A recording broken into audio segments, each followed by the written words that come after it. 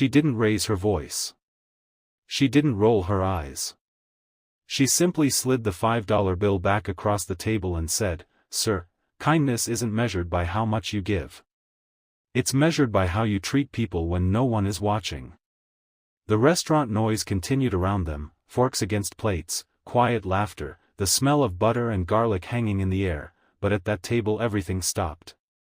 The billionaire stared at the bill as if it had accused him of something.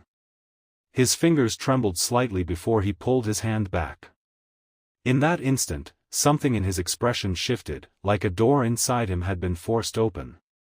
That sentence would follow him home, echo through the quiet halls of his mansion, sit with him in the dark of his bedroom, and by morning, it would begin rewriting a will worth billions. Before we uncover why this stranger left only $5, let us know in the comments where you're watching from. We'd love to hear from you, and if you're new here, click on the subscribe button so you never miss any of our upcoming videos. Now ask yourself, what could make a man who owns private jets and skyscrapers test a waitress with $5? And what was broken inside him that her words struck so deeply?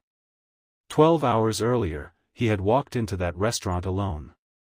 Daniel Harper was a name that appeared on the covers of business magazines and financial reports, a man who built a logistics empire from a single warehouse in his 20s into a company valued in the billions. But that night, he wore a simple navy jacket and drove himself instead of using a driver. He chose a quiet neighborhood diner instead of the five-star establishments that usually competed for his presence. Why?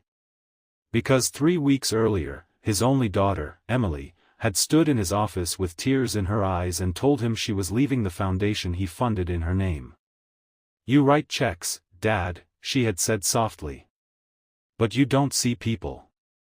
The words had irritated him at the time. He believed generosity was measured in numbers. Endowments. Buildings. Scholarships. But since that conversation, something restless had been sitting in his chest. So he decided to test a theory. If kindness could be measured, then he would measure it. The waitress who approached his table introduced herself as Claire. She looked to be in her early 30s, her hair tied back neatly, a small silver necklace resting against her collarbone. There was a faint tiredness around her eyes, the kind that comes from long shifts and little sleep. Yet when she smiled, it was genuine. "What can I get you tonight, sir?" she asked. Daniel barely glanced up. "Coffee. Black." His tone was flat. No greeting.